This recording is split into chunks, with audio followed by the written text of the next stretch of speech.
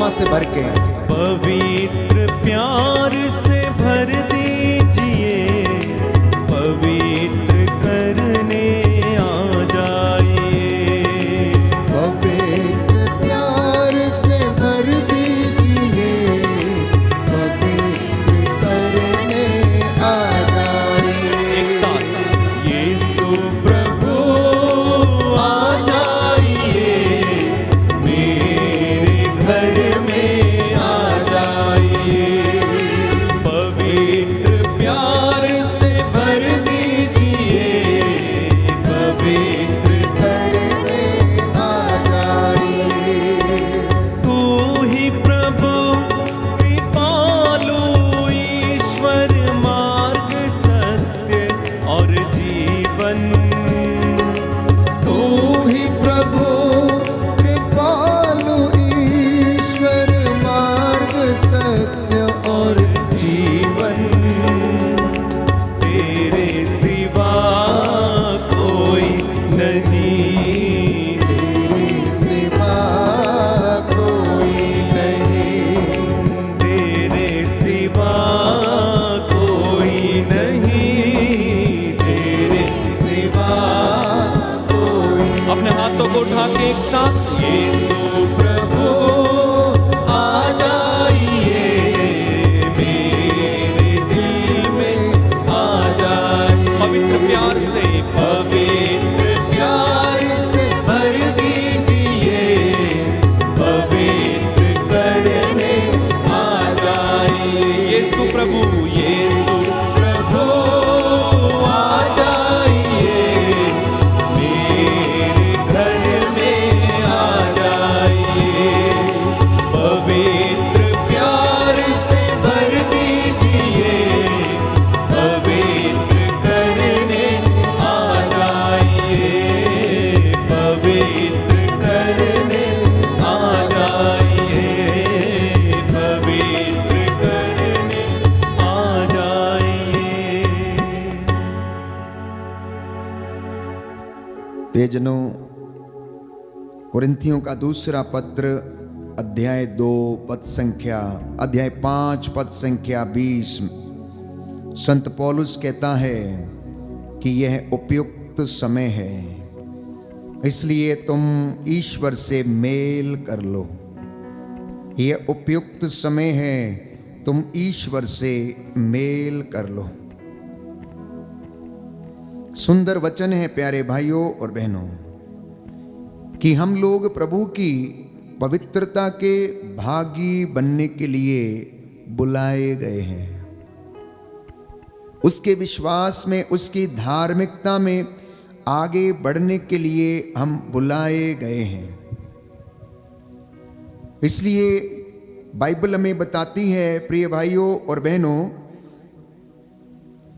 कुरिन्थियों का दूसरा पत्र अध्याय 6 पद संख्या 3 और उससे आगे, उपयुक्त समय में मैंने तुम्हारी सुनी, कल्याण के दिन मैंने तुम्हारी सहायता की, और देखो अभी उपयुक्त समय है, अभी कल्याण का दिन है। मसीह का कोई पाप नहीं था, फिर भी ईश्वर ने हमारे कल्याण के लिए उन्हें पाप का भागी बनाया, जिससे हम उनके द्वारा ईश्वर की पवित्रता के भागी बन सकें। ये आज का पवित्र वचन है कि प्रभु हमें आमंत्रित करता है अपने आप से मेल कराने के लिए। आखिर मेल करने की आवश्यकता क्या है? तो आवश्यकता इसलिए है क्योंकि इंसान ईश्वर से भागा हुआ है, और उसके ईश्वर से दूर भागने का नतीजा ये है कि उसके जीवन में अनेक प्रकार की विपत्तियां, कष्ट और दुख आ जाता है। पाप की अवस्था में वह जीवन बिताने लगता है। जीवन के लगभग हर स्तर में बुराई है प्यारे भाइयों और बहनों, और बाइबल इसके विषय में कहती है कि मनुष्य का हृदय बचपन से बुराई की ओर है। मनुष्य की प्रवृत्ति बचपन से बुराई की ओर है। आज जब हम राख बुध के दौरान माथे पर राख लगाकर हम अपने आप को याद दिलाते हैं कि हम मिट्टी हैं और मिट्टी में मिल जाएंगे, तो बाइबल इसके विषय में बताती है प्यारे भाइयों और बहनों कि जब ईश्वर ने आदम को बनाया और उसे अपनी संगति में रहने का उसे मौका दिया, उसने मिट्टी का पुतला गढ़ा, उसमें प्राण वायु फूंक दी और उसमें जीवन आ गया, और मनुष्य आज्ञा का उल्लंघन कर बैठा और पाप कर बैठा। तो इस विषय में प्रभु ने उससे कहा कि तुम तब तक पसीना बहाकर अपनी रोटी खाओगे जब तक तुम उस भूमि में नहीं लौटोगे। उत्पत्ति ग्रंथ अध्याय 3 पद संख्या 19 और उससे आगे।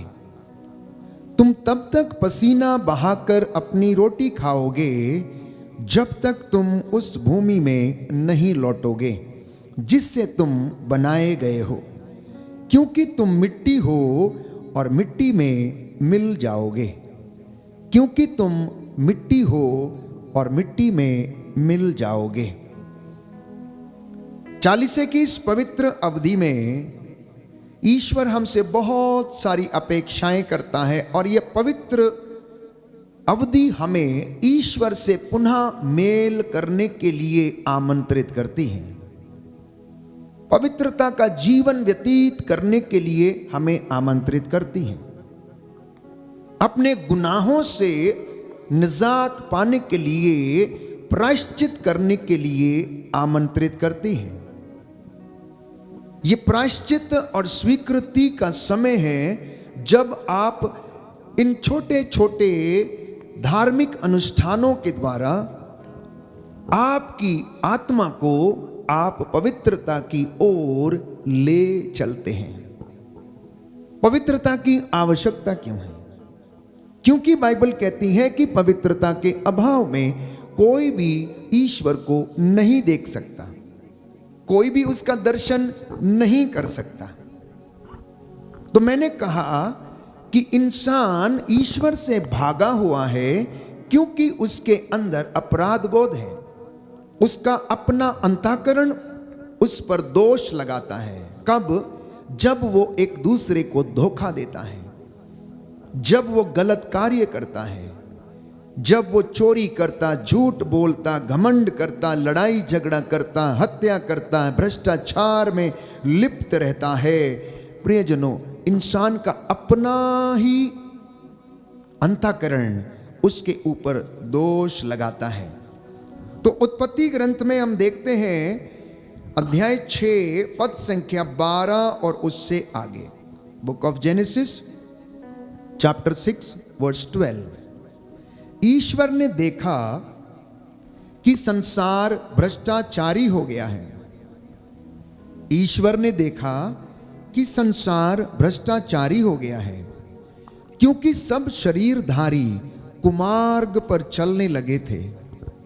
ईश्वर ने नूह से कहा कि मैंने सब शरीरधारियों का विनाश करने का संकल्प किया क्योंकि उनके द्वारा संसार हिंसा से भर गया है, और देखो मैं पृथ्वी के साथ उसका विनाश करूंगा। मैं पृथ्वी के साथ उसका विनाश करूंगा। क्यों प्रभु का क्रोध भड़कने लगता है? क्योंकि प्रभु की यह सुंदर सृजित चीज जो कि इंसान है वो कुमार्ग पर चलने लगा।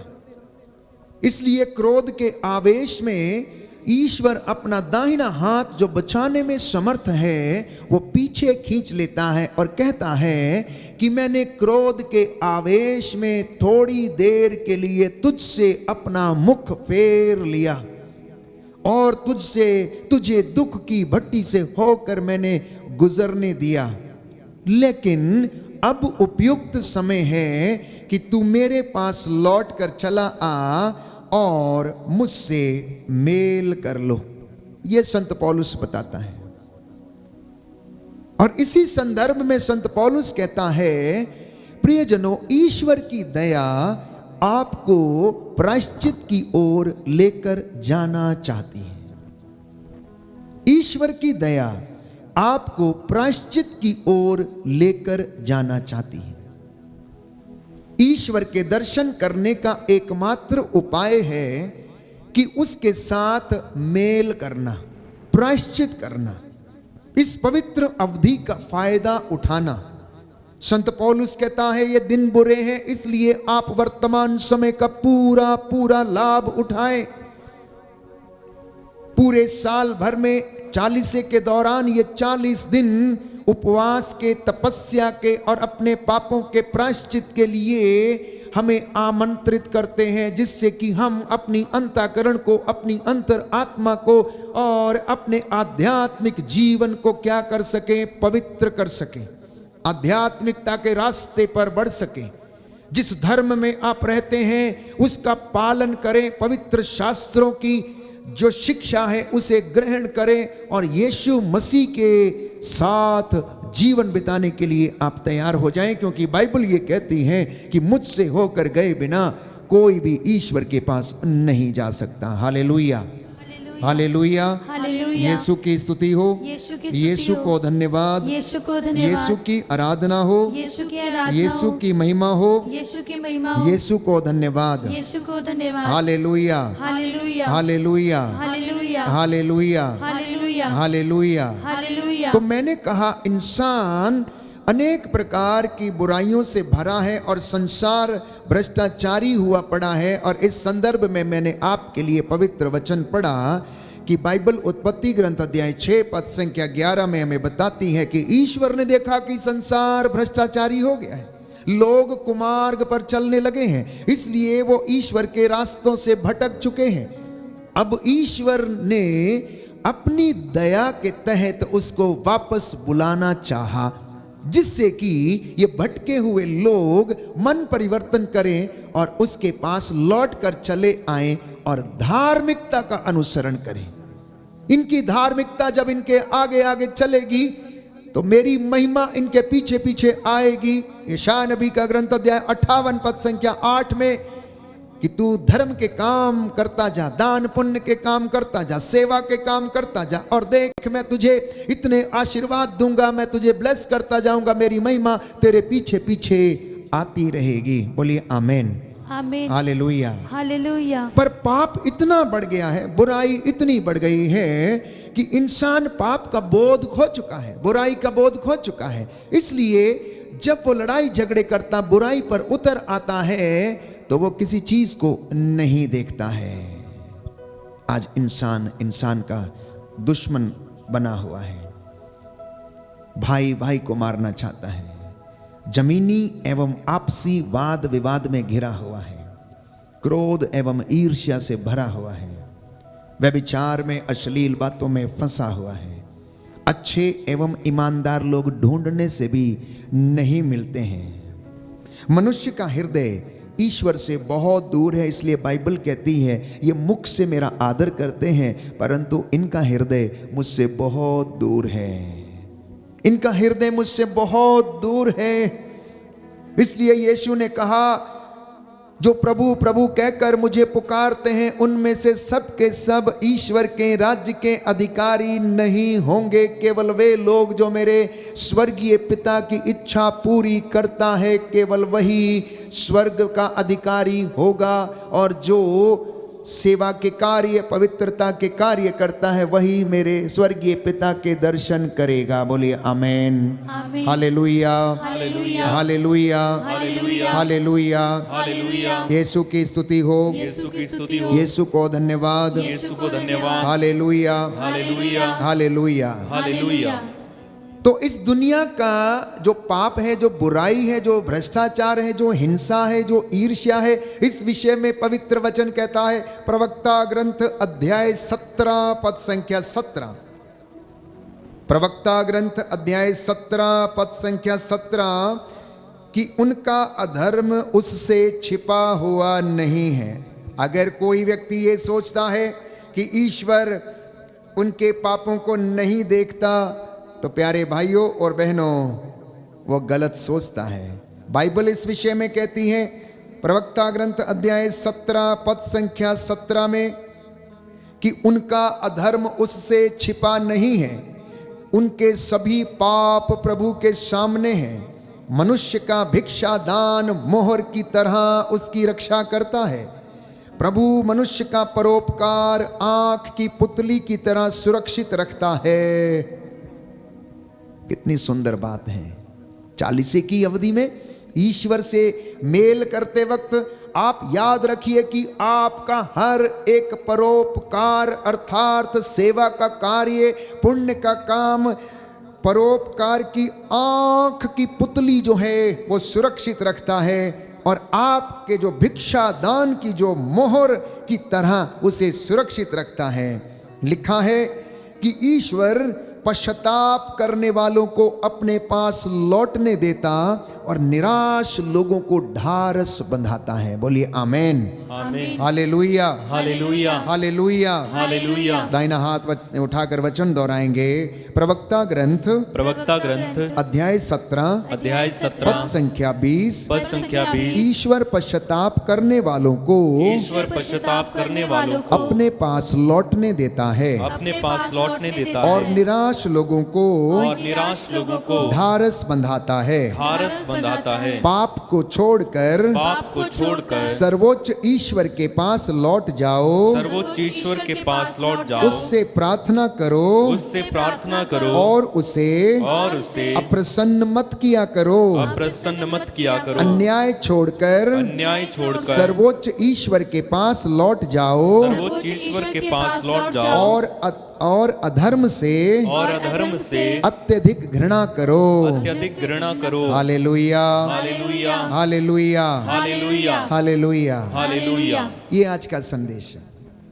प्रायश्चित की इस अवधि में, पवित्रता की इस अवधि में बने रहने के लिए बाइबल हमें बता रही कि पाप को छोड़कर, बुराई को छोड़कर, हिंसा, अहंकार, ऐसी तमाम बुराइयों को छोड़कर ईश्वर के पास लौट जाओ, उससे प्रार्थना करो और उसे अप्रसन्न मत करो, क्योंकि ईश्वर पश्चाताप करने वालों को अपने पास लौटने देता है।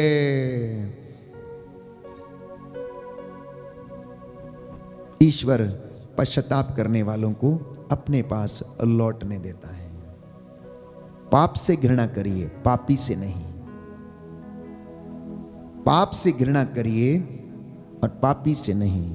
अधर्म के रास्ते बाइबल कहती है छोड़कर ईश्वर के मार्ग पर आगे बढ़ते जाइए।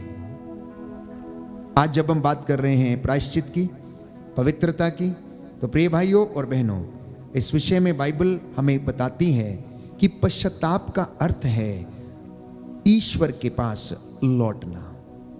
पश्चाताप का अर्थ है लौटना। और जब आप इस निर्णय को लेते हैं तो वह निर्णय आपके जीवन में आपको ईश्वर से मेल कराता है, क्योंकि परमेश्वर प्रायश्चित करने वालों को अपने पास वापस आने देता है। प्रेरितों का कार्यकलाप अध्याय 3 पद संख्या 19, जब ईश्वर के पास हम लौटते हैं तो वो हमारे पापों को क्या करता है? क्षमा करता है। जब हम ईश्वर के पास लौटते हैं तो वो हमारे पापों को क्षमा करता है। लिखा है, आप लोग पश्चाताप करें और ईश्वर के पास लौट आएं, जिससे आपके पाप मिट जाएं।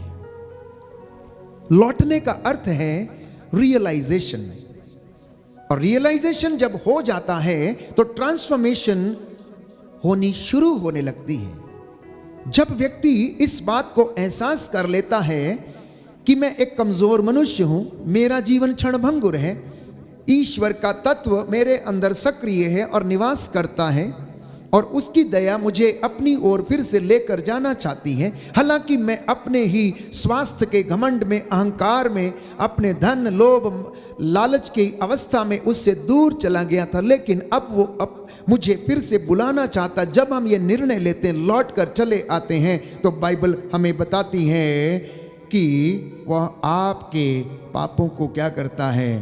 क्षमा करता है। आपके पापों को क्षमा करता है। प्रज्ञा ग्रंथ अध्याय 11 पद संख्या 23, book of Wisdom chapter 11 verse 23। ईश्वर हमारे पापों को अनदेखा करता है ताकि लोग प्रायश्चित करें। आप में से बहुत सारे लोगों के साथ सवाल है कि इस दुनिया में इतनी बुराई है, इतने बुरे लोग हैं, ईश्वर उनको समाप्त क्यों नहीं कर देता है? क्यों उनकी स्मृति मिटा नहीं देता? क्यों उन्हें खत्म नहीं कर देता है? वो इसलिए नहीं करता है क्योंकि वो इंसान को अवसर देता है, वो इंसान को समय देता है पुनः उसके पास लौटने का। और इस विषय में बाइबल कहती है, प्रियजनों, प्रज्ञा ग्रंथ में हम पढ़ते हैं अध्याय 11 पद संख्या 23 में कि वह पापों को अनदेखा करता है ताकि लोग पश्चाताप करें। Hallelujah, hallelujah, hallelujah, hallelujah, hallelujah, hallelujah, hallelujah. Hallelujah. अध्याय 11 पद संख्या 23, बुक ऑफ विजडम। तू सबों पर दया करता है क्योंकि तू सर्वशक्तिमान है। तू मनुष्य के पापों को इसलिए अनदेखा करता है कि वह पश्चाताप करे, वह पश्चाताप करे। कई लोगों का सवाल है और मन में सोचते हैं कि क्या ईश्वर दंड देता है? प्रियजनों, बाइबल कहती है जो पिता अपने पुत्र को प्यार करता है वो उसे छड़ी लगाता है, लेकिन जो पिता अपने पुत्र को छड़ी नहीं लगाता वो उसका दुश्मन बनता है।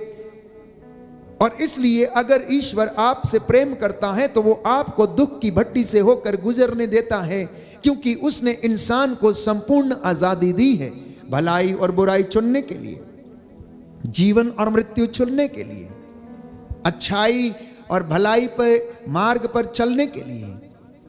वो हमसे जबरदस्ती नहीं करता है।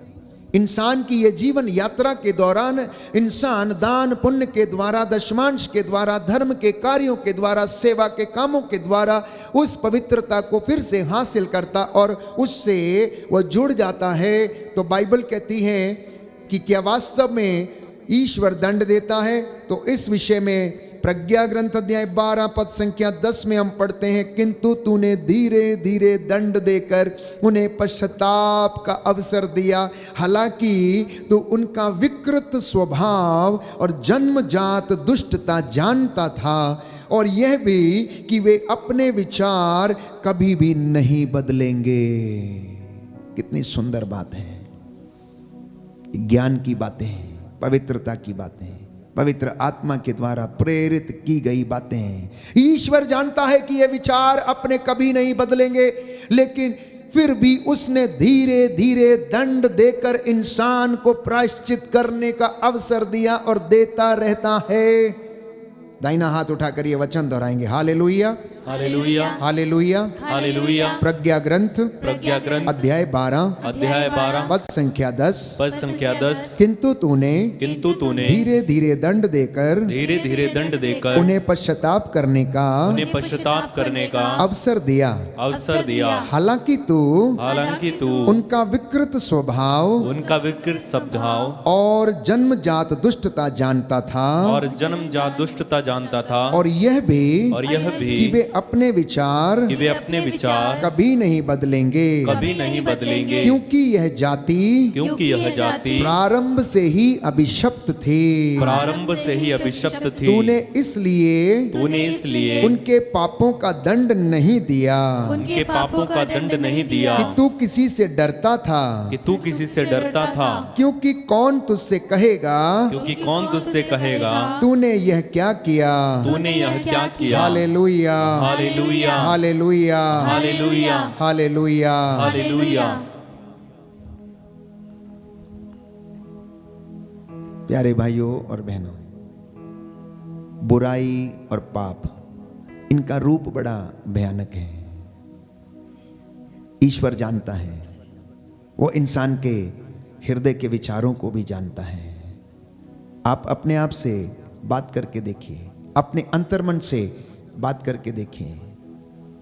हमारे दो स्वभाव हैं, हम सांसारिक आत्मा से संचालित होते हैं और ईश्वर की आत्मा से संचालित होते हैं।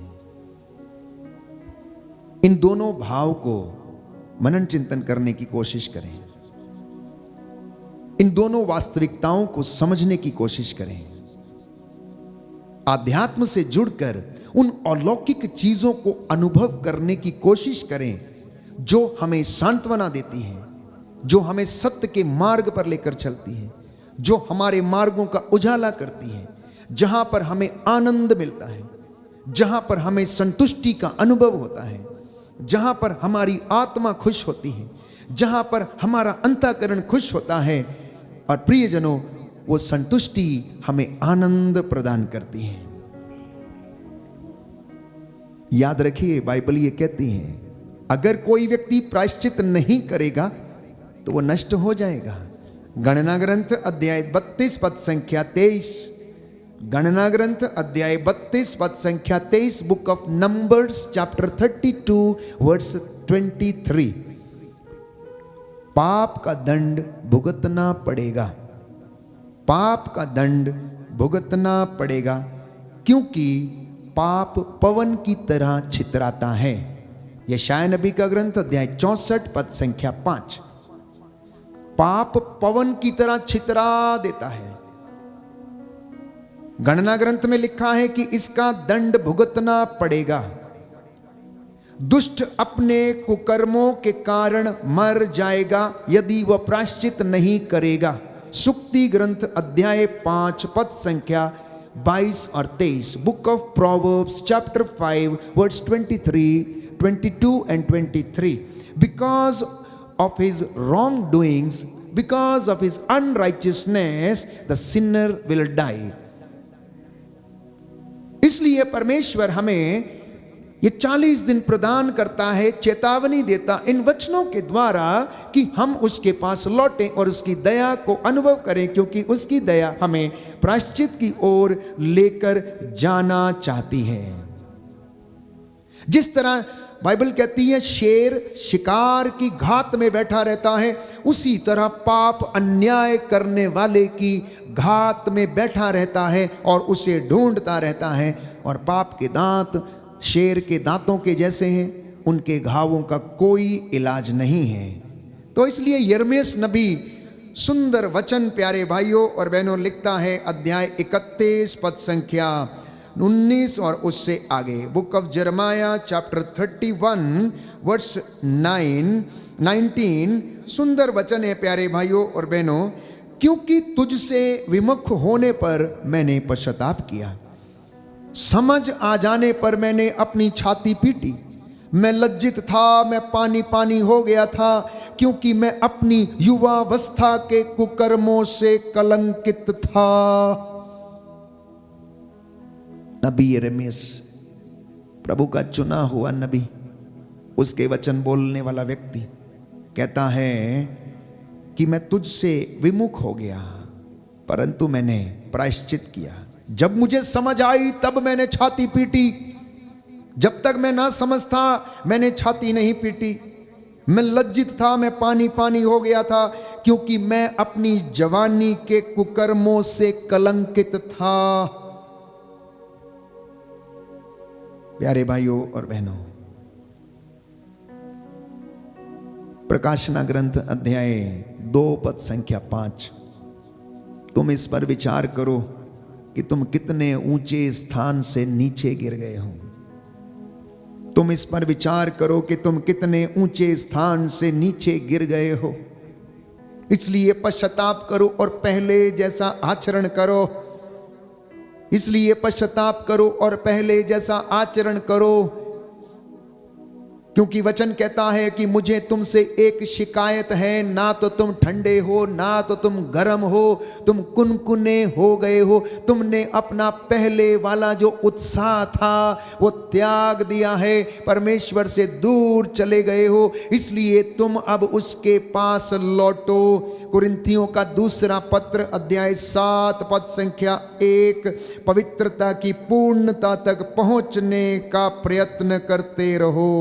बोलिए amen, amen. Hallelujah, hallelujah, hallelujah, hallelujah. दाहिना हाथ उठाकर वचन दोहराएंगे। कुरिन्थियों का दूसरा पत्र कुरिन्थियों का दूसरा पत्र अध्याय 7 अध्याय 7 पद संख्या 1, पद संख्या 1। प्रिय भाइयों, प्रिय भाइयों, हमें इस प्रकार की हमें इस प्रकार की प्रतिज्ञाएं मिली हैं, प्रतिज्ञाएं मिली हैं, इसलिए हम शरीर और मन के हर प्रकार के दूषण से अपने को शुद्ध करें, और ईश्वर पर श्रद्धा रखते हुए पवित्रता की पूर्णता तक पहुंचने का प्रयत्न करते रहें। Hallelujah, hallelujah, hallelujah, hallelujah, hallelujah, hallelujah. इतना ही नहीं, यीशु ने कहा प्यारे भाई और बहनों, मत्ती के सुसमाचार अध्याय 3 पद संख्या 8 में कि पश्चाताप का उचित फल उत्पन्न करो। 40 की इस अवधि में सभी लोग दान पुण्य के द्वारा, सेवा के कामों के द्वारा, धार्मिक कामों के द्वारा अपने अपने पापों का प्रायश्चित करेंगे प्यारे भाइयों और बहनों। और बाइबल ये कहती है कि अगर तुमने प्रायश्चित किया है और प्रायश्चित एक निर्णय है तो इसका उचित फल उत्पन्न करना।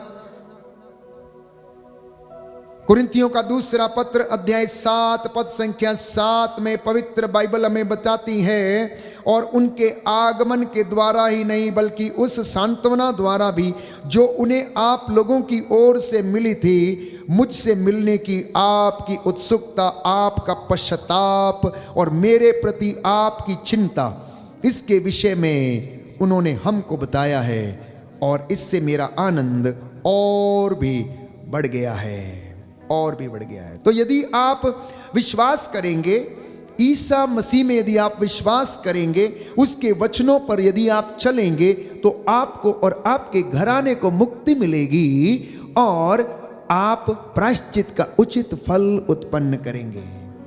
मैं पुनः एक बार याद दिला देना चाहता हूं, प्रभु की उपस्थिति में इस वक्त हम हाजिर हैं और वो आपसे इन वचनों के द्वारा बातें कर रहा है और 40 से की इस अवधि का महत्व आपको समझा रहा है।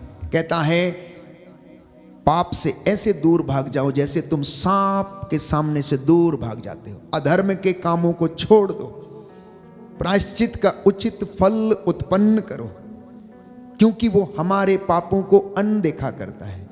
उसकी दया हमें प्रायश्चित की ओर लेकर जाना चाहती है।